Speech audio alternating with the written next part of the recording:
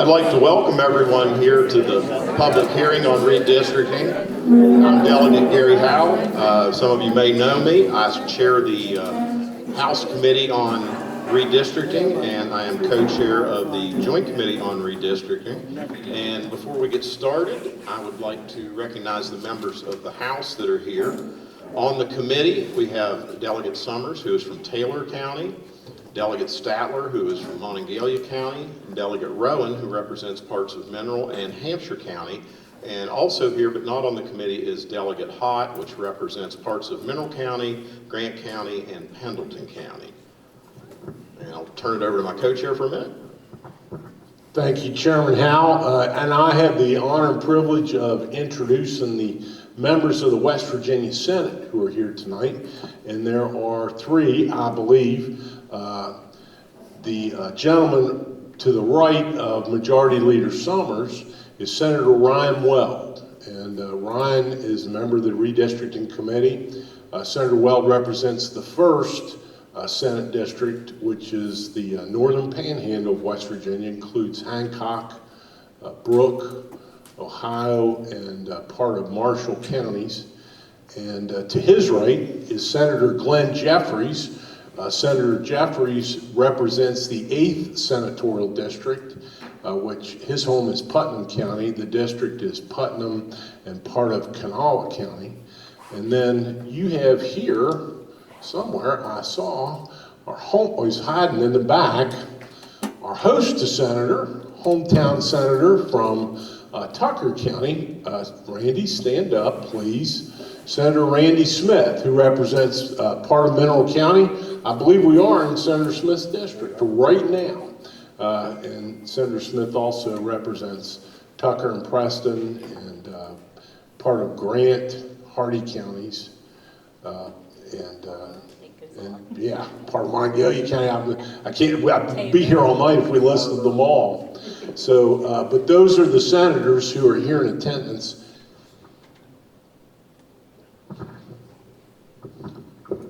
And yeah, flags up there. We'd all stand for the pledge.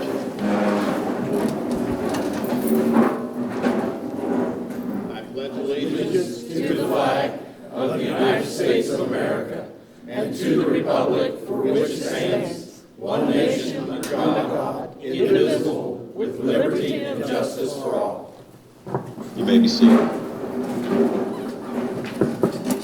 I want to briefly go over the ground rules and procedures for tonight so that everything runs smoothly as possible. As I mentioned, this is a public hearing on redistricting. The purpose of the hearing and other such hearings being conducted across the state of West Virginia is for you to share with members of the House of Delegates and West Virginia Senate your views and opinions about redistricting. We're eager to hear your views and would welcome any comments you wish to share upon the Senate, House districts, and congressional districts. We'll be applying Rule 84, which is used to govern public hearings in the House of Delegates. Pursuant to House Rule 84, members will not be permitted to respond to questions during the hearing. As you may know, the United States Census Bureau has not yet delivered the actual census data on the 2020 census, the official data. We did get advance copy last week? Yeah, the end of last week, but it's not updated into the computer systems where we can actually use it yet. Normally that would be in April, but because of COVID and other things, it has been greatly delayed. The best information we have at this point, September 30th is the official release date, and that's when we can begin the process. The committee will not be presenting or discussing any proposed maps because we haven't had the opportunity to make any yet. What the maps that you do see are the existing House, Senate, and congressional districts as they were drawn 10 years ago. Okay, each person will have 5 minutes to speak. When your time is up, the red light will come on, and I will begin by calling the people that signed up. First is Dr. Rick Licklighter, Mineral County Commissioner. Rick, if you come on up.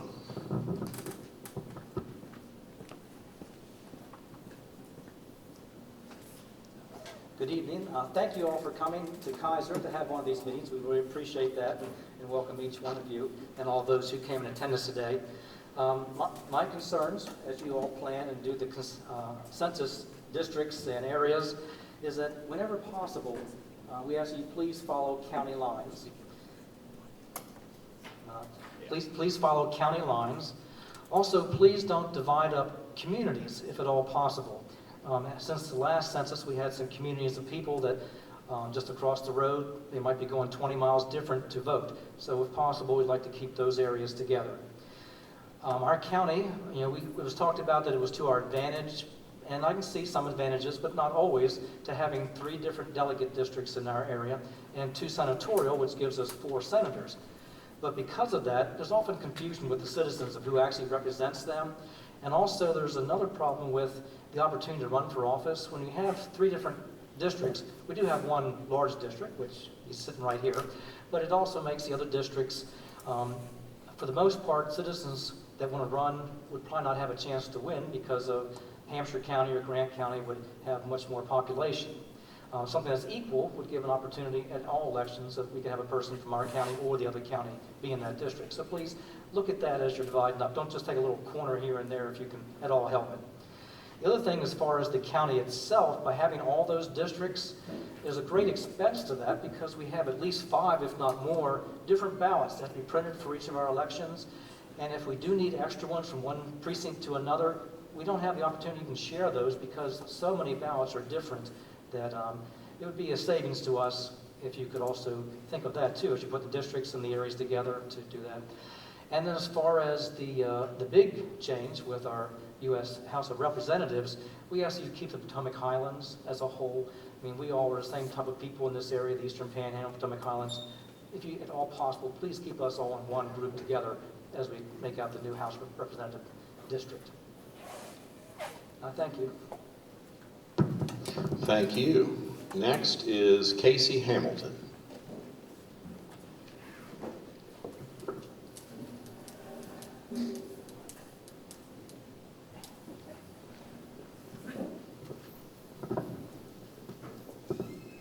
You may proceed. I mean, I'm glad Dr. Licklighter was first. I was kind of scared there for a minute, but we had a chance to talk before the meeting started today about some of those, and so I echo his sentiments, especially with the congressional district. But for those of you who don't know me, my name's Casey Hamilton. I'm chair of the Hardy County Republican Committee, and so I just wanted to touch base and speak to you all on the 3 different districts today. At my last committee meeting, we discussed redistricting and how that would affect Hardy County. And so I am speaking on behalf of them as to what the committee discussed and kind of what our desires were. We also understand, especially when it comes to the congressional, that Hardy County is one of many counties. But so for the first today, on our House district, earlier today I spoke with our delegate, Brian Ward, who represents the 55th, which is all of Hardy and half of Pendleton, or a little more than half of Pendleton. Our committee had discussed it, and we feel that any of the neighboring counties we are pretty well connected with in terms of, do people from Moorfield go to Franklin? Do people from Franklin come to Moorfield? That kind of thing. He is fine with the district makeup as it is now. I'm sure the population numbers will have changed a little bit. I've seen there was a large decline in Pendleton County in terms of the census numbers, so that may shift a precinct or so, but he is fine with it the way that it is now, and so my committee would go along with that as it stands. The second is the senatorial district, the way that it's made up. That was the one that we had the most questions about, I guess I would say. The way the 14th is shaped now, and I haven't had a chance to say hi to Randy, so he could probably add to this a little bit. The way it is now, I think probably a lot of folks from Hardy County think that it's an oddly shaped district. And the reason that I say that is, if you look at the map out there, for everybody in the audience, it's the map that is on the top row all the way to your right. The green is District 14, okay? So representing and being from Hardy County, if you look, you see one of the towns.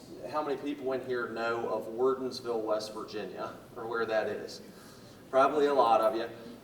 People from Wardensville don't really have a whole lot in common with people from Morgantown or Sabreton. What is the part of Mon that's in yours? Is it Sabreton and that southern part? No, I don't have southern, it's Brookhaven. Brookhaven, okay. So in that area, we just don't have a whole lot in common, and it stretches all the way across the state, it seems like to us. So I would kind of echo Dr. Licklighter. We would like, as much as possible, to keep that senatorial district in the Potomac Highlands. Because I know you're from Kaiser, Senator Trump, you're from Berkeley Springs. People from Kaiser go to Moorfield, people from Moorfield come to Kaiser. People from Petersburg come to Moorfield, and so on. A lot of people don't go from Moorfield to Philippi or Moorfield to Kingwood or something like that. So as much as possible, we would like to see the Potomac Highlands stay together. I ran some preliminary numbers, and of course not having any census numbers, it was hard to do. But I think the way it looks like it's going to turn out is you're going to have Senator Rucker and Unger's district in the far east go further east. And then you're going to have Western Berkeley take up a larger percentage. So most likely, is anybody here from Hampshire? You're most likely going to have a little chunk of Hampshire, probably around Paw Paw, and those precincts in that area be with the second senatorial district in the Eastern Panhandle. But if we could keep Hampshire, Mineral, Grant, Hardy, and Pendleton together as much as possible, I think that that would be preferable to the people in Hardy County and probably the rest of the Potomac Highlands. The third, the largest, the congressional district, I hate that West Virginia is losing one. That's sad. I hate, anytime we lose population, that happens. In discussing it, the Hardy County Republicans would like to have an east to west, just because culturally speaking, we seem to have more connection to them. But thank you guys, and thank everybody for coming out today. Appreciate your time. Thank you. Next, we have Norm Lonnie. My question was answered before the meeting started. You still have 5 minutes if you want to use it. You good? Next, Thornton Cooper.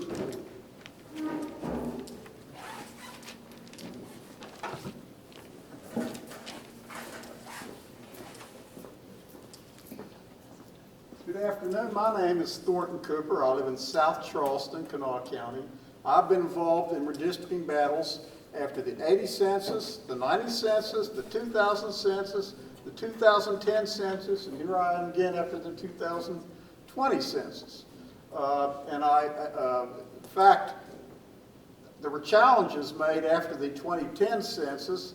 I was party to the challenge in the way the House of Delegates was redistricted. I was a party in the challenge to the way the state Senate was redistricted, and I was a party in the way that the House of Representatives, our congressional districts, were split up. So here I am again in the land of my ancestors. This is the area came to Kaiser a few hours ago, and I was just visualizing how my father's mother, Zorabelle Smith, and her parents, as they came over in 1886 to Tucker County, they came through Kaiser. There was this visionary named Henry Gassaway Davis who had wanted to cut down trees for the purpose of pulp and other things. And so they moved into this place a little bit, it's definitely south of Maryland, just a little bit, and they called it Stumptown. They cut all the trees down, Stumptown. Several years later, my great-grandfather, James David Smith, was one of the founders of what became the town of Davis. And Davis, in Tucker County, that family and their direct descendants, there have always been some direct descendants of them ever since 1886 to the present. You go over in Hardy County, have you ever heard of Breaks Run or Brake Run? That's named after a German baron named Brake and his wife Mary Elizabeth Cooper Brake. She was killed by Indians during the French and Indian War, probably at Brake's Run. But anyway, here's what I'm going to submit plans. So I said at the two last hearings, I already have a congressional redistricting plan made up, which I'll either get to Senator Trump either on Friday or Monday, so he'll be able to see it. So I do have the county population. I'm working on a state senate redistricting plan, which I've slowly unveiled. Under it, all of Monongalia County will be one separate senatorial district. Part of all of Jefferson and part of Berkeley will be a Senate district. The rest of Berkeley and all of Morgan and part of Hampshire will be a Senate district. And then, I'll tell you tonight, between Monongalia County and that piece of Hampshire County, all of Preston, all of Tucker, all of Hardy, all of Mineral, and all of Grant, and maybe another county, they will all be in the same state senatorial district. 10 years ago, I submitted a plan for 100 single-member districts. I'm a Democrat. Don't think Republicans are the only people who want single-member districts. I've been pushing for single-member districts for 40 years. But one thing that really upset me about the House of Delegates is they cut up Tucker County. Totally unnecessary. I submitted a plan which wouldn't have cut up Tucker County. And when I submit my plan for 100 single-member districts, you can be sure Tucker County will be in one piece. Thank you. Thank you. Next, we have Lauren Alfreds.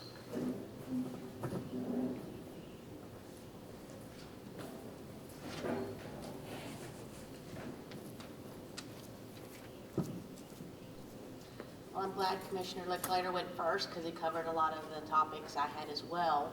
And I do ask also that it does help when we have just the single senatorial district. I would also ask, and I know you're doing the whole state, but when you're doing these boundaries, I'm the one that has to explain it to the voters. And so when I'm telling them that they have a precinct that's across the street from them, which used to be the regular precinct, but now due to redistricting, you're going to have a 20-minute drive to go to your precinct. So if you could kind of, I know it's kind of difficult when you're doing, all the counties to look at those, but our delegates can throw a little feed in on that as well. And then also I ask that you not draw lines around individual homes. There are several cases in Mineral County where the line goes right down the street and then draws around a single individual's home. And the new statewide voter registration system went live on Monday. And with that, we're hoping to use our GIS mapping with our precincts when we're assigning those to the voters. And having the lines straight on the street as opposed to driving or drawing around the individual homes will be very helpful with the county clerks. So just taking that into consideration, I know you've got a big job ahead of you.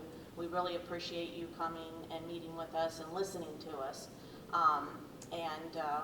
I think Commissioner Licklighter pretty much covered all of my other topics, so thank you.